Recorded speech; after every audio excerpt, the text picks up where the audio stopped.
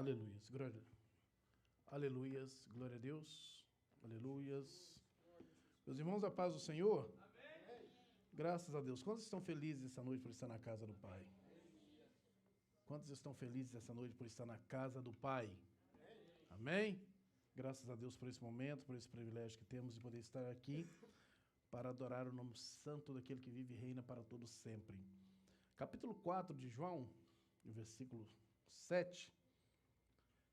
Enquanto os irmãos procuram, quero estar justificando a ausência do nosso pastor. Hoje teve um compromisso agora à tarde e não poderia faltar esse compromisso. Então, ele nos pediu para estar aqui. Já íamos estar, mas hoje quem faria a abertura da campanha seria o pastor Télcio. Então, você que veio aqui para poder ouvir o pastor Télcio, infelizmente, você perdeu. Agora, você que veio para ouvir Jesus, você veio para o lugar certo. Eu vi ouvir o Senhor. Quem veio ouvir o Senhor aqui essa noite? Aleluia, Jesus. Glória a Deus. Aleluia. Capítulo 4 de João, versículo 7. A Bíblia nos vai dizer assim. Vamos começar no versículo 5, para melhor entendimento.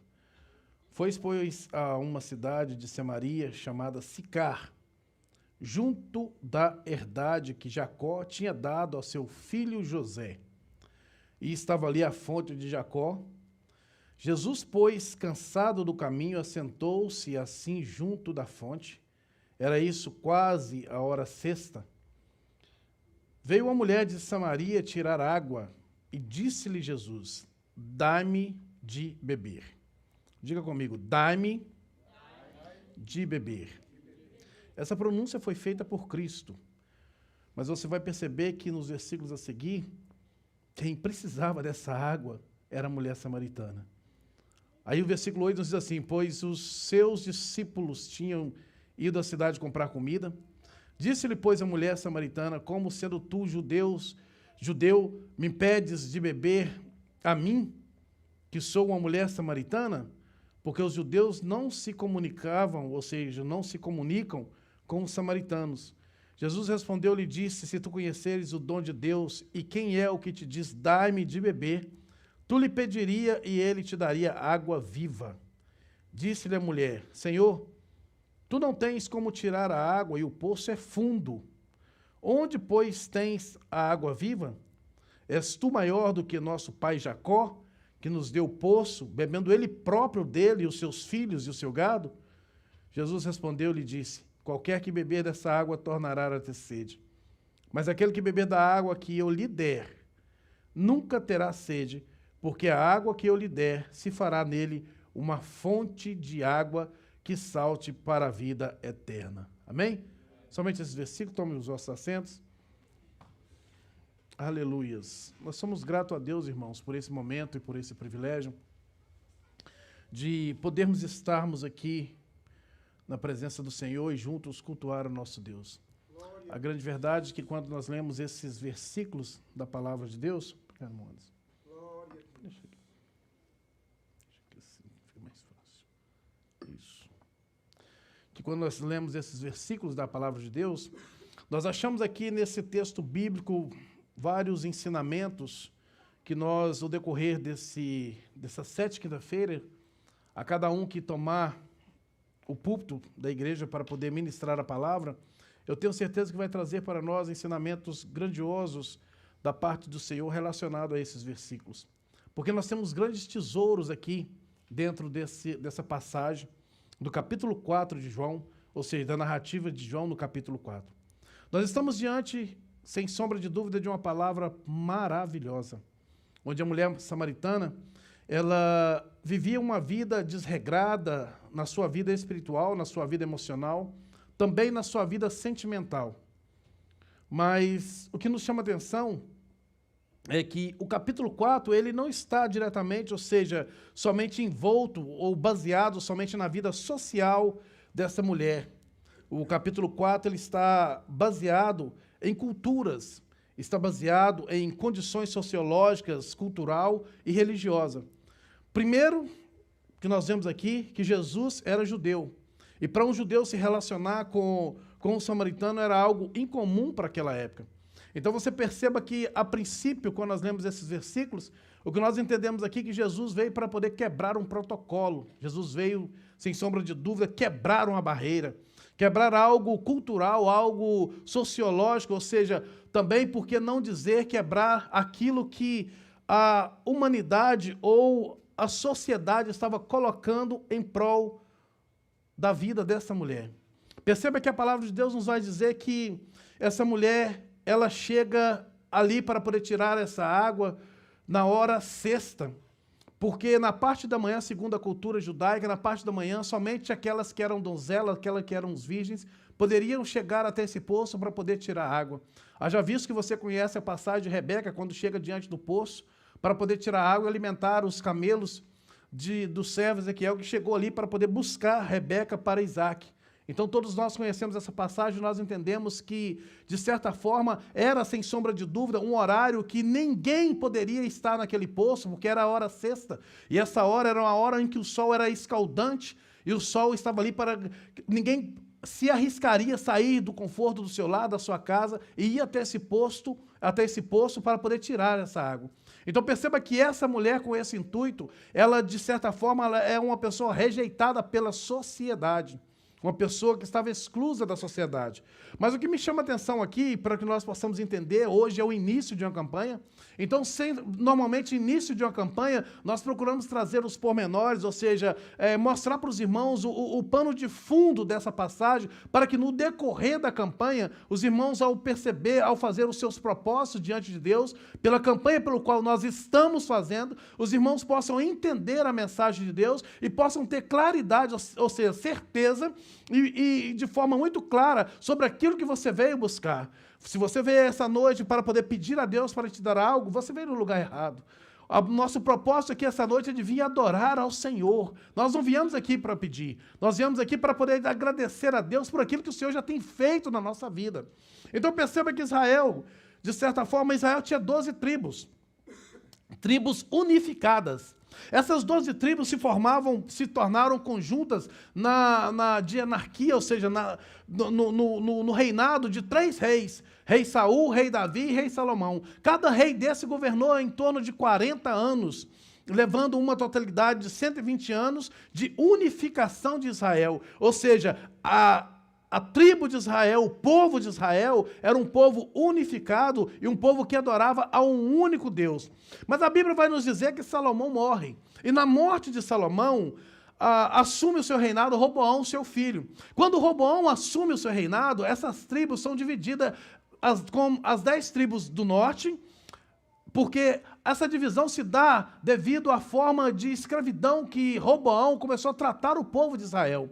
Então há uma divisão dentro do próprio povo de Israel, dentro do próprio povo de Deus, se tornando as 10 tribos do norte e as 2 tribos do sul. Essas 10 tribos do norte, ou seja, reinada ou governada por Roboão, elas começaram a adorar, ou seja, adorar a outros deuses e misturar com outros povos, adorar outros deuses, começaram a casar, a se dar em casamento, formando um povo chamado samaritano. É por isso que deu a formação desse povo. Esse povo se forma diante de uma cidade chamada, uma cidade onde Jesus vai dizer aqui, que ele saindo da Galileia, ou seja, ele sai da Galileia e vai passar por Samaria. Essa cidade era uma cidade chamada Sicar, próximo à cidade de Samaria, próxima à cidade da Galileia, aonde Jesus deveria passar. Então perceba que esse povo formado, esse povo começa a adorar outros deuses. Então é um povo misto, um povo que não se misturava com o povo judeu. Os judeus consideravam esse povo como a escória da sociedade, um povo que adorava, que além de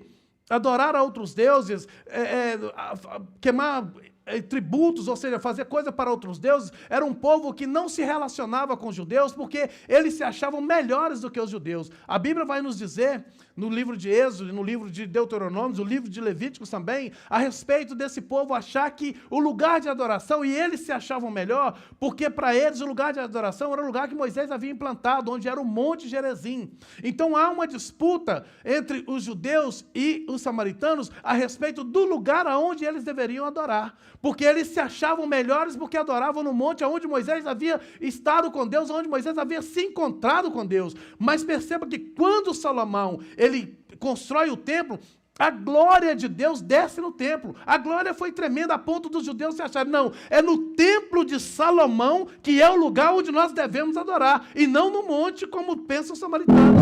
Então havia essa disputa, uma disputa besta, uma disputa boba, uma intriga entre os próprios filhos de Deus, uma intriga boba a respeito de onde adorar. Você perceba que Jesus, a Bíblia vai dizer que Jesus entendeu que os fariseus tinham ouvido que Jesus fazia e batizava mais discípulos do que João. Perceba que não era Jesus, e a Bíblia é muito enfática no versículo 2, que não era Jesus que batizava os discípulos, que batizava mais, e sim os discípulos de Jesus. Aqui eu aprendo algo interessante, já libero para você uma palavra, que Jesus, além de vir quebrar esse tabu, quebrar esse protocolo, quebrar essa desunião que havia entre o povo, Jesus veio também para mostrar a esse povo que o verdadeiro líder, ele não faz, ele ensina. Perceba que quem fazia eram os discípulos e não era Jesus. Só que Jesus, quando vê onde tem um montinho, onde tem um punhado de gente falando, conversando algo que não deve ser conversado, falando da vida dos outros, falando de coisas que não edifica, a primeira coisa que Jesus faz é sair dali. Então perceba que o que nós entendemos desses versículos aqui é que aonde Jesus não está, aonde você não fala de Jesus, aonde a conversa toca, aonde a palavra não edifica, Jesus não se faz presente, Jesus sai. Aleluias. Perceba que Jesus sai daquele lugar, mas a Bíblia vai nos dizer que ele deixa a Judeia e foi para outra Galileia, ou seja, foi para a Galileia, e era necessário passar por Samaria. Então eu já trouxe para você o pano de fundo, o porquê dessa desunião entre os judeus e os samaritanos. Só que agora Jesus veio quebrar esse protocolo, quebrar essa desunião. A Bíblia vai nos dizer que era necessário passar por Samaria. A palavra necessária aqui nos traz a ideia de alguém que tem necessidade. Mas perceba que a necessidade aqui não era de Jesus. A necessidade aqui não era de Jesus. A necessidade aqui era de alguém que estava ali, que precisava de um encontro direto com o Mestre. Já havia sido marcado na agenda de Deus o encontro com Ele. Eu não sei, talvez você não possa estar entendendo, mas eu quero te dizer essa noite, o que te trouxe aqui não é porque você não tinha nada para fazer na sua casa. O que te trouxe aqui essa noite não é porque você não tinha outro lugar para ir, é porque Deus já havia marcado na sua agenda esse encontro com você aqui essa noite. E não se preocupe com aquele que não veio ou com aquele que ficou em casa, porque o encontro que Deus tinha era único e exclusivo com você. Aleluias. Então por isso há motivo suficiente de você glorificar e adorar ao seu Deus, ao nosso Deus. Porque Deus tem um encontro marcado conosco. Porque senão, irmão, nós colocamos em xeque a onisciência de Deus. Deus já sabia desse dia. Já estava na sua agenda esse dia. Então perceba que a necessidade não é de Cristo. A necessidade é nossa. Ele veio aqui porque Ele te conhece. Porque Ele sabe quem você é. Ele sabe das nossas fraquezas, das nossas dificuldades. Ele sabe muito bem aonde nós estamos e o que nós passamos. E eu acho isso interessante, porque todas as vezes que nós falamos naquilo que nós passamos, se nós olhássemos, se você olhar para a minha vida, ou se eu olhar para a sua vida hoje relacionado às redes sociais, eu vou dizer que você não passa por tribulação ou por dificuldade nenhuma. Mas ninguém sabe do seu interior. Ninguém sabe as noites mal dormidas que você tem. Ninguém sabe daquele vazio que tem dentro de você, que só é preenchido por Cristo, que muitos tentam preencher com outras coisas, com prostituição, com bebedice, com drogas, com idolatria, mas só é preenchido por Cristo. Existe um vazio dentro de cada um de nós, existe uma alma por trás de cada ser humano que não pertence a nós, que pertence somente a Cristo, e um vazio que somente Ele pode preencher. Aleluias. Esse era o vazio que tinha dentro da mulher samaritana. É por isso a necessidade de Cristo passar por Samaria, porque Ele precisava de encontrar com essa mulher. E é interessante que a Bíblia começa a nos dizer que Jesus vai a uma cidade, no versículo 5, a uma cidade a uma cidade de Samaria, chamada Sicar, junto à herdade de Jacó, ou seja, junto à herdade de que Jacó tinha dado a seu filho José. E ali estava a fonte de Jacó. Pois cansado do caminho, aqui fala também da humanidade de Cristo. Cansado do caminho. Jesus estava caminhando, Jesus estava cansado. Ele parou para descansar. E aqueles que o acompanhavam, que estava com Cristo há 3 anos, eles não tiveram condições ou capacidade suficiente, e Cristo, entendendo isso, já pede a eles que saíssem dali, que fossem até a cidade para poder comprar alimento. Perceba que os judeus não se relacionavam com os samaritanos, mas na hora da necessidade, na hora da fome, eles foram. Eles foram na cidade de Samaria para poder trazer algo para o Senhor, e também para poder se alimentar, para poder comer algo. A Bíblia fala aqui da humanidade de Cristo, cansado do caminho, assentou-se junto à fonte, e era isso quase hora sexta. Irmãos, essa hora era a hora que ninguém participava, ou seja, ninguém ia a essa fonte, devido ao sol escaldante do deserto. Somente Jesus. Talvez essa mulher samaritana pensou, mais uma vez eu vou sair da minha casa, eu vou até a fonte, vou aproveitar que agora não tem ninguém, devido às circunstâncias, às adversidades, devido àquilo que eu trago nas minhas costas, eu vou ali de novo naquela fonte. E ninguém vai estar ali. Só que ela não sabia que nesse dia, uma pessoa ali estaria, esperando por ela. E essa pessoa era Jesus. Talvez você saiu, mais uma vez eu repito, saiu da sua casa achando que vinha para a igreja hoje somente por vir. Mas Jesus está aqui essa noite. Ele está sentado junto à fonte e está te esperando. E quer encher o seu vaso de azeite, quer encher a sua vida de algo que possa refletir para a humanidade, porque é isso que acontece com essa mulher. Aí a Bíblia continua dizendo que veio essa mulher tirar água. E aqui tem algo que me deixa um pouco meio que confuso, porque a Bíblia diz que veio uma mulher de Samaria tirar água e disse-lhe, Jesus diz a ela, dai-me de beber. Jesus aqui, em certas situações, Jesus está provocando essa mulher, ou seja, Jesus não queria aqui, em momento algum, expor os pecados e as adversidades que essa mulher vivia.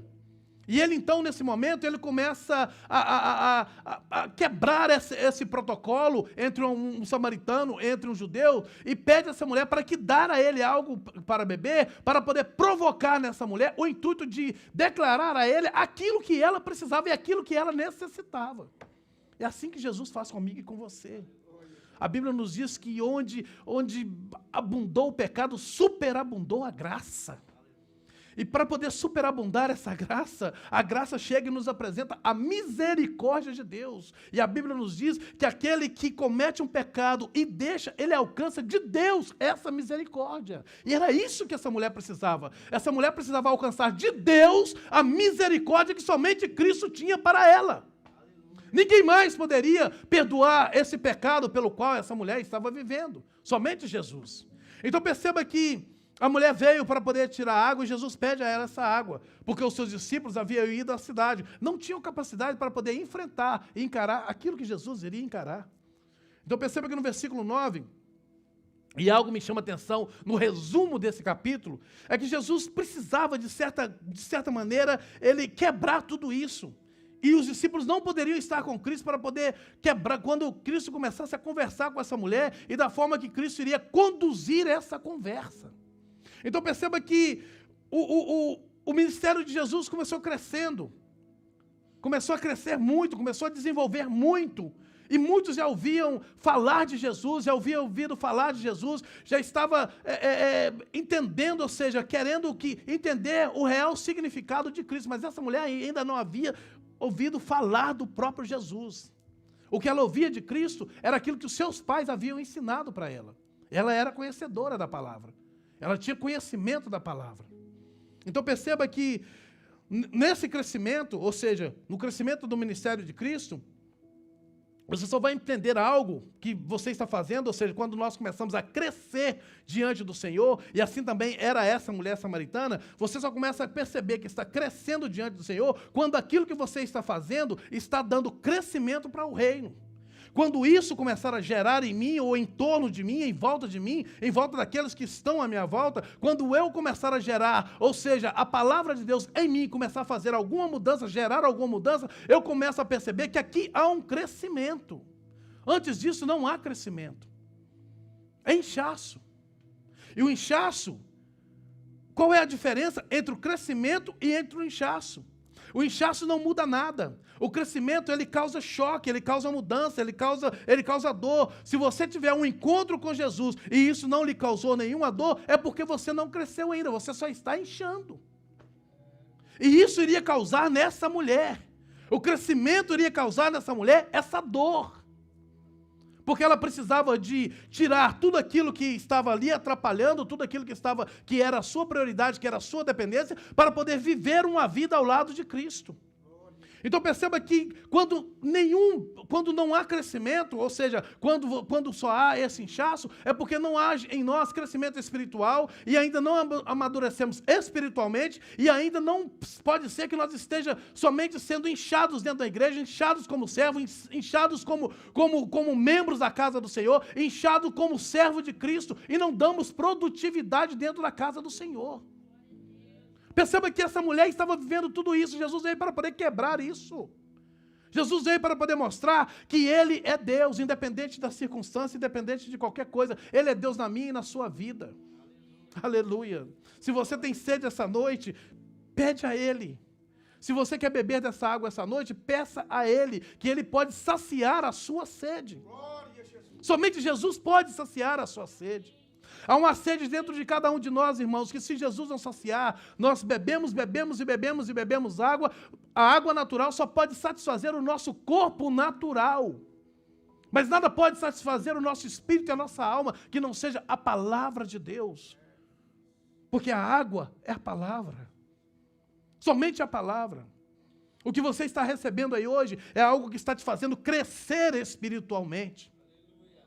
É algo que está te fazendo desenvolver espiritualmente. Você está alimentando a sua alma. E alimentando a sua alma, você está dando para ela crescimento. Era isso que essa mulher precisava. E era isso que essa mulher procurava. Jesus estava ali quebrando as barreiras. A barreira que essa mulher tem na sua vida, e você vai perceber aqui nos versículos a seguir, nós não temos tempo, como eu disse aos irmãos, hoje é o início de uma campanha em que veremos muitos tesouros valiosos dentro dessa mensagem. Assim eu creio. Então hoje eu vou te dar somente uma visão panorâmica daquilo que você vai encontrar aqui nesse texto. Então perceba que uma das barreiras que essa mulher tem na sua vida é o rito, é o ritual. E é interessante que para essa mulher, maior do que o ritual, ou seja, maior do que o divino, era o ritual que ela defendia. Porque quando ela diz para Jesus, como podes, tu judeu, me pede água para beber, que sou uma samaritana, porque os judeus não se comunicam com o samaritano, Jesus respondeu para ela, se tu conheceres o dom de Deus, e quem é que te diz, dai-me de beber, tu lhe pedirias água, e eu lhe daria água viva. É a mesma água que você está recebendo essa noite. A mesma água que você está recebendo na sua vida essa noite. Eu não importo com glória a Deus e aleluia, porque eu sei que a palavra de Deus ela nunca volta vazia. A mesma água que você recebe essa noite, era essa água que essa mulher procurava. E ela diz assim: és tu maior que nosso pai Jacó, que nos deu o poço, bebendo ele próprio e os seus filhos e o seu gado? Jesus respondeu e disse, qualquer que beber dessa água tornará a ter sede. Jesus falava da água natural. Aí a mulher continua perguntando para ele, aí ele continua dizendo, mas aquele que beber, ou seja, aquele que beber da água que eu lhe der, nunca terá sede, porque essa água, irmão, alimenta para a vida eterna. Porque a água que eu lhe der se fará uma fonte de água que salte para a vida eterna. Aí disse a mulher, Senhor, dai-me dessa água, para que não tenha sede e não venha mais aqui tirá-la. Aí perceba que algo muito interessante nós vemos nesse texto. Primeiro, algo que me deixa inculcado com o texto é que a mulher samaritana, ela traz consigo os potes para poder encher de água, mas ela diz para Jesus que Jesus não tem a ferramenta necessária para poder tirar do poço a água. Certamente ela também não tinha. Isso fala da superficialidade, ou seja, da superficialidade do Evangelho. Há pessoas que não conseguem aprofundar no Evangelho, ou seja, vivem uma vida superficial. Mas o Evangelho é muito mais profundo que aquilo que nós pensamos, que aquilo que nós entendemos.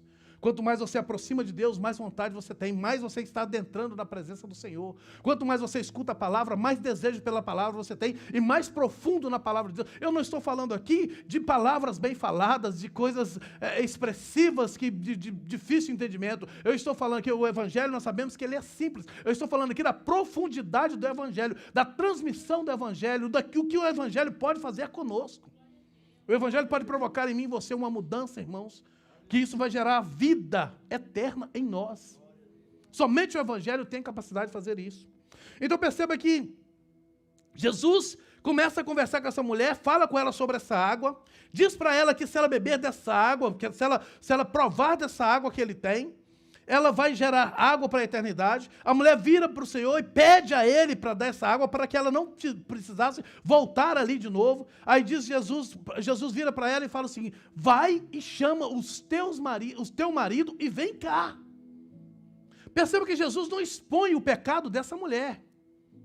Depois que ele coloca para ela essa água que ela precisava e o desejo de receber de Cristo essa água que estava dentro dela, Jesus diz para ela: vai e chama o seu marido e vem aqui. A mulher responde para Cristo: eu não tenho marido. Aí Jesus diz: dissestes bem, não tem marido. Porque tivesse 5, e o que agora tens não é teu marido. Isso dissesse com verdade. Tivesse 5 maridos, e o que agora você tem não é seu marido. Isso está falando de relacionamento. Essa mulher já havia se relacionado com 6 homens na sua vida. Mas ela não estava ali completando o 7º. Agora ela estava diante do noivo da igreja. Ela estava diante de Jesus Cristo. Ela estava diante daquele que tem a resposta para todas as coisas, daquele que que traz no seu bojo a misericórdia para todas as coisas, para todos os pecados que saltam sobre as nossas vidas. Jesus não expõe o pecado dessa mulher, irmão, quando muitos dizem por aí. Não. Jesus simplesmente provoca essa mulher para que ela reconhecesse o seu pecado. Aí perceba que a mulher respondeu: não tenho marido, e dissesses bem que não tem marido, porque tivesse 5, e o que tem agora não é seu marido. Aí disse a mulher: Senhor, vejo que tu és profeta. Vejo que tu és profeta. E isso é interessante. Porque quando essa mulher percebe que Jesus é profeta, essa mulher muda de imediato o seu discurso. Ela não quer mais falar sobre o seu pecado. Agora, ela quer saber sobre adoração. Deixa eu te dar um princípio bíblico aqui, que você vai carregar para a sua vida inteira. Sabe por que muitos não adoram quando estão na igreja? Sabe por que às vezes você olha para o lado e vê um irmão assim, abrindo boca de sono e não adora o Senhor quando está aqui na igreja? Sabe por que muitos não consideram isso como prioridade de vida, adorar ao Senhor? Porque ainda não perceberam a gravidade do seu pecado e o perdão de Deus sobre ele. Perceba que quando essa mulher percebe que Jesus havia perdoado o seu pecado, a primeira coisa que ela faz é mudar de assunto, mudar de conversa. Agora ela já quer saber sobre adoração. Ela já não está mais preocupada com aquilo que ela trazia no seu bojo. Ela não está mais preocupada de quando ela saía da sua casa todos os dias, a certa hora, a sexta hora do dia, para poder ir até o poço, para poder buscar água, trazendo consigo 5 maridos, trazendo consigo adversidades, trazendo consigo problemas que ela enfrentava no decorrer do dia a dia, trazendo consigo o isolamento da sociedade, trazendo consigo a rejeição da sociedade. Agora ela quer saber de Jesus como faz para adorar. Aleluias! Porque ela percebeu que esse homem, ao conversar com ele, vejo que tu és profeta, e o Senhor então pode perdoar os meus pecados, e sendo assim, os meus pecados estão perdoados. Aí ela diz para Jesus: nossos pais adoraram nesse monte, e vós dizeis, porque são judeus, que é em Jerusalém lugar onde nós devemos adorar. Aí Jesus diz para a mulher: crê que a hora vem, em que neste monte e nem em Jerusalém adorareis o Pai. Sabe o que Jesus está dizendo aqui? Vai chegar uma hora que nem nesse monte onde você adora, onde você tem o seu ritual, e nem lá em Jerusalém, onde os judeus defendem, será o lugar de adorar o Pai. Porque o Pai procura os verdadeiros adoradores que o adorem em espírito e em verdade. Perceba que que nesses versículos a seguir, essa mulher muda de assunto, e aqui algo que me chama muita atenção, e eu preciso correr para poder terminar essa mensagem, é que Deus está à procura de verdadeiros adoradores que adoram o Pai em espírito e em verdade. Perceba que aqui há duas qualidades de um verdadeiro adorador, e é aqui que eu queria falar. É aqui que eu queria chegar, e me dá 5 minutos mais e eu termino essa mensagem. O Pai está à procura de verdadeiros adoradores que o adoram em espírito e em verdade. Duas qualidades que precisa ter o verdadeiro adorador. A primeira é em espírito. O ser humano é formado de espírito, alma e corpo, sim ou não? O ser humano é formado de espírito, alma e corpo, sim ou não? Perceba que o que é o corpo? O corpo é o centro das sensações, é o tato, é o olfato. O que é a alma? A alma é o centro das emoções, a psique. O que é o espírito? Espírito é vida. Lembra de Tiago, capítulo 2, versículo 26? A Bíblia nos diz assim, porque assim como o corpo sem o espírito está morto, assim também a fé sem obras é morta. O que é o espírito? O espírito é vida.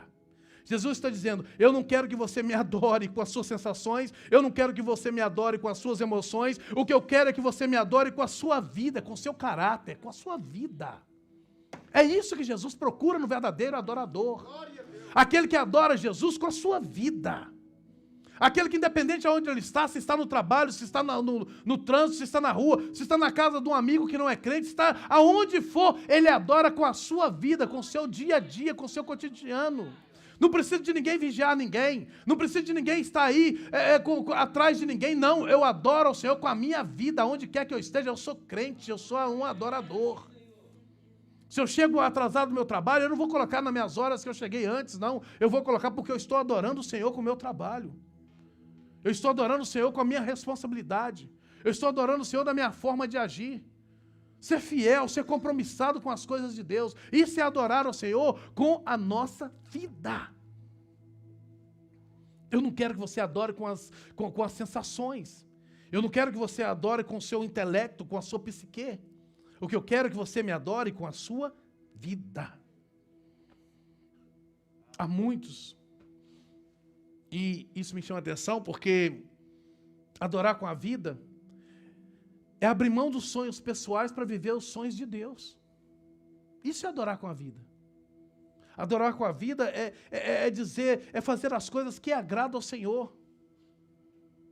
Tem certas coisas que nós fazemos que nós não agradamos nem a nós mesmos. Imagine agradar a Deus. Porque a nossa consciência nos condena diante daquilo que nós estamos fazendo. E você sabe quando você está vivendo uma vida desregrada, uma vida toda bagunçada, uma vida de promiscuidade, de pecado, entra dia, sai dia, e você não tá, e você continua na mesma coisa, você não está se importando, não procura viver uma vida, não procura mudar, você se acostumou com essa vida. E Jesus está te perguntando, aonde você me adora em espírito? Há pessoas que acham que adorar a Deus em espírito é receber um transe, uma varinha de pondão na cabeça e começar a entrar em transe e falar, não, irmãos, é com razão. Adorar a Deus em espírito é adorar com a sua própria vida. É quando alguém ligar falando mal do irmão, você falar, desligar o telefone na hora e falar, irmão, eu não quero ouvir isso. Eu não vou compactuar com esse montinho, com essa panelinha que você está querendo fazer. Eu disse aqui no domingo que passou, é sentir as dores, e isso enquadra nessa mensagem, é sentir as dores uns dos outros. Porque somos uma família onde Cristo é a cabeça. Então perceba que o que Jesus está procurando, ou seja, e se Deus está procurando os verdadeiros adoradores, é porque há adoradores falsos no nosso meio. Ou talvez nós achamos que estamos adorando a Deus de maneira correta e não estamos adorando a Deus da maneira que Deus quer.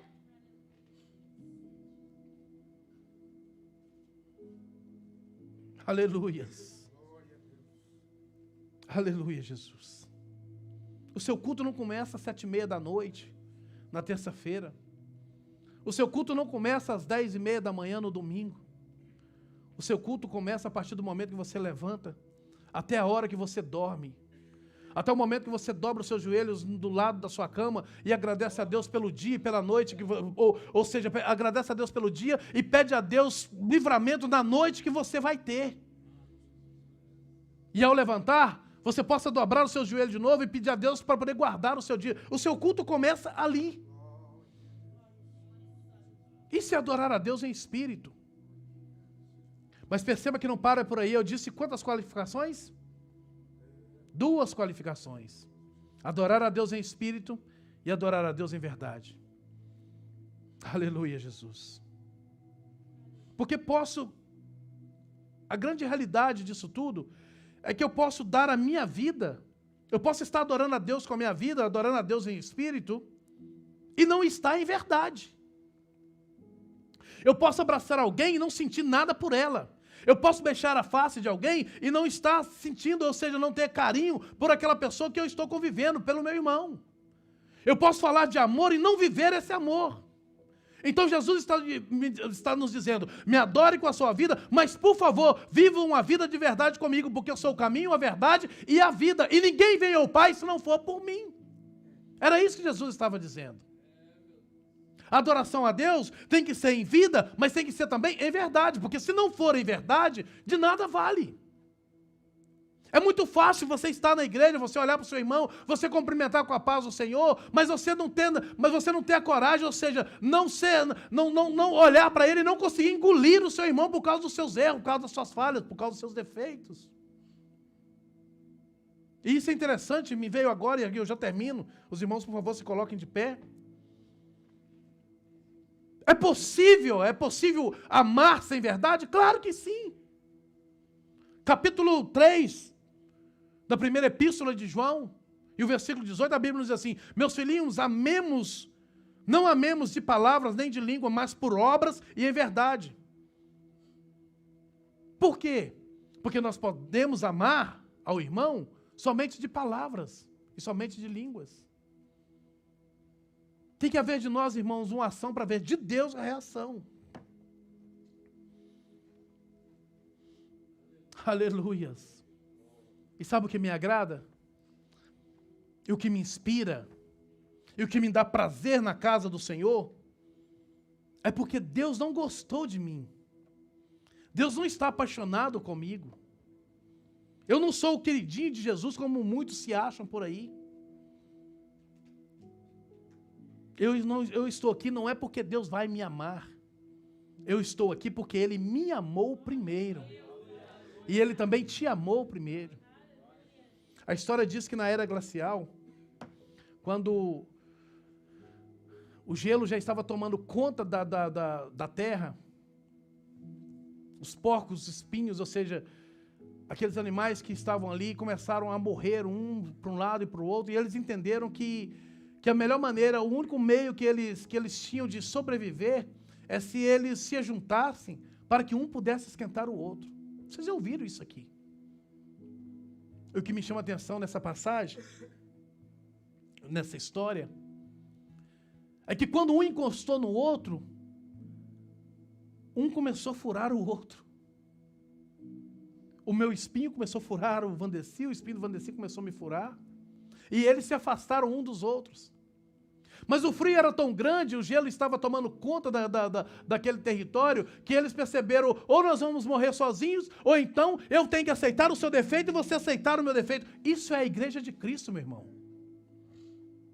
É por isso que Cristo te ama. É por isso que Ele te amou primeiro. Independente das circunstâncias, independente das adversidades, independente do que você fizer, Ele te ama. E Ele está aqui essa noite para poder perdoar o seu pecado. Para poder derramar sobre você a unção, a graça, a misericórdia, e para você entender que Ele é Senhor da sua vida. Aleluia. Vamos adorar o Senhor, Adriano. Graças a Deus, aleluias. Aleluia, Jesus. Que no início dessa campanha, você possa fazer um propósito com Deus. Dar-me de beber, Senhor. Que você possa reconhecer a sua pequenez, a sua necessidade do Senhor. Que você possa, no decorrer dessa campanha, colocar os propósitos diante do Senhor Jesus. Pedir a Ele que venha encher a sua vida, que venha encher a sua casa, o seu lar. Que venha abençoar a sua família. Que venha mostrar para você onde está o seu erro, a sua falha, o seu pecado, a sua iniquidade, no que você precisa mudar diante do Senhor, para que você possa encontrar com Ele nos ares. Porque Porque de nada adianta, irmão, vivemos aqui uma vida de falsidade diante do nosso Deus, achando que estamos adorando ao Senhor e na verdade não estamos adorando. Achamos que estamos agradando a Deus, na verdade não estamos agradando. Então é necessário nós buscarmos de Deus esse discernimento. Pelos vales pensei estar sozinho, mas a tua mão me alcançou. No silêncio você que colocou no seu coração um propósito nessa campanha, a seguir em paz, sem dúvida, para receber a palavra de Deus, para receber o sei conselho do Senhor Jesus. Eu quero te convidar, sai do seu lugar, vem aqui na frente. Vamos ao meu lado. Sai do seu lugar, dá um passo. Posso descansar e confiar. E pelos vales pensei estar sozinho, mas a tua mão me alcançou. Aleluia. No silêncio, aleluia, Jesus, você me ensinou, aleluia, a seguir em paz, sem duvidar, sem duvidar, aleluia, Deus, sem duvidar, graças a Deus. Sem duvidar. Você também quer um pedido especial, um pedido de oração? Vem aqui na frente, se manifeste, coloque na presença do seu Deus. Tudo pode o que crê. Aleluia. Não há razão para temer. Ele é Deus de palavra. Você tem tudo para vencer. Tudo pode o que crê. Não há razão para temer. Não há razão para temer. Ele é Deus de palavra. Você tem tudo para vencer. Tudo pode o que crê. Não há razão para temer. Ele é Deus. Aleluia, Deus. De palavra. Você tem tudo para vencer. Tudo pode o que crê. Não há razão para temer. Ele é Deus de palavra. Você tem tudo para vencer. Aleluia, Deus. Graças a Deus.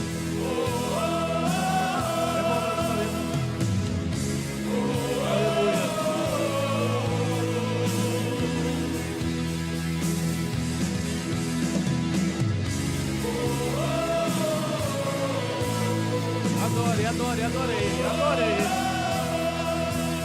Começa a expressar coisas lindas para o seu Deus. Começa a falar para Ele palavras de amor, palavras que o edifica, palavras que o glorifica. Aleluia. Vamos orar agora nesse instante. Nós vamos também alguns pedidos de oração. Um pedido para a Isabelle, que está fazendo aniversário no dia de hoje. Edson Andrade pede oração por sua esposa Adriana. Pastor Emerson dele está em Sorocaba, São Paulo, juntamente com os irmãos da igreja dele, assistindo a nossa live. Nós vamos a Deus pelo pastor Emerson, que sempre está aí conosco. Nós queremos glorificar a Deus, pastor, pela sua vida. Vamos orar. Aleluia. Graças a Deus. Coloca a mão no seu coração agora, nesse instante. Começa a falar com o Deus. Senhor, nosso Deus e Pai, obrigado, ó Deus, por ter falado conosco, Pai, por ter nos mostrado o caminho pelo qual nós precisamos seguir, ó Deus. Caminho este, ó Deus, que precisamos estar diante da Tua presença, Senhor Jesus, porque sabemos, ó Deus, que nós somos fracos, somos carentes, mas somos, Senhor, necessitados de Ti, ó Pai. Nós somos, ó Deus, estamos aqui diante da Tua presença, para poder lhe dizer, Senhor, o quanto nós Te amamos e o quanto nós precisamos de Ti, Senhor Jesus. A esses pedidos de orações, ó Deus, que chegou até nós, ao Edson Andrade, que está pedindo pela sua esposa, Adriana, A Isabela que está completando, Senhor, mais uma primavera, mais um aniversário. Eu te peço em nome de Jesus, ó Deus, que venha, Senhor, realizar o desejo de coração da tua serva, que venha abençoar de forma especial. Também, Senhor, pelo pastor Emerson, que está ali nos dando esse privilégio, Senhor, de estar nos assistindo com a live. Que o Senhor venha abençoar o teu servo, Senhor, venha fortalecê-lo, ó Pai. A igreja que está, Senhor, sob os seus comandos, ó Pai. A igreja pela qual ele congrega, que o Senhor venha fortificar de forma especial, ó Deus. E que nenhum mal, Senhor, venha atormentá-los, acontecer, ó Pai. Que tudo, Senhor, que for feito seja para a honra e glória do teu santo e eterno nome. A cada irmão, Senhor, que propôs o seu coração de estar aqui esta noite, de começar, Senhor, dar o início a essa campanha, Pai. Que o Senhor venha fortalecê-los, ó Deus. Que o Senhor venha abençoá-los, ó Pai. Que o Senhor venha derramar a tua graça, da sua unção. Que o Senhor venha derramar, Senhor, sobre a vida de cada um, ó Deus, nesse instante. Aos nossos familiares que estão ali no Brasil, Senhor. Ser com aquela nação, ó Deus. Eu lhe peço em nome de Jesus, Senhor, determina a cura, Senhor, para aquela nação. Que o Senhor possa conscientizar, ó Deus, os governantes, ó Pai, pelo o momento em que a nação brasileira está passando, Senhor. Deus, em nome de Jesus, queremos nesse instante também lhe agradecer, Senhor, pelo privilégio, pela oportunidade que temos de estar aqui. Queremos agradecer, Senhor, pela confiança que o nosso pastor tem nos depositado, ó Deus. E que tudo, Senhor, seja para a honra e glória do teu nome, Pai. Seja com o nosso pastor, Senhor, olha onde quer que ele esteja. Que o Senhor possa abençoá-lo, Senhor. A palavra pela qual pode estar ministrando seja abençoada por ti, ó Deus. E que a alma, Senhor, possa se converter aos teus pés. Eu lhe peço, ó Deus, em nome de Jesus. Dá-nos uma semana ricamente abençoada, Senhor, o resto de semana diante da tua presença. É o que nós lhe pedimos, ó Deus, em nome de Jesus Cristo. Amém? Glória a Deus. Meu irmão, faça assim com as tuas mãos. Que a paz e a graça do nosso Senhor e Salvador Jesus Cristo, o grande amor de Deus, a comunhão, a consolação do Espírito Santo esteja sobre nossas vidas e todos juntos dizemos amém. Graças a Deus. Sábado.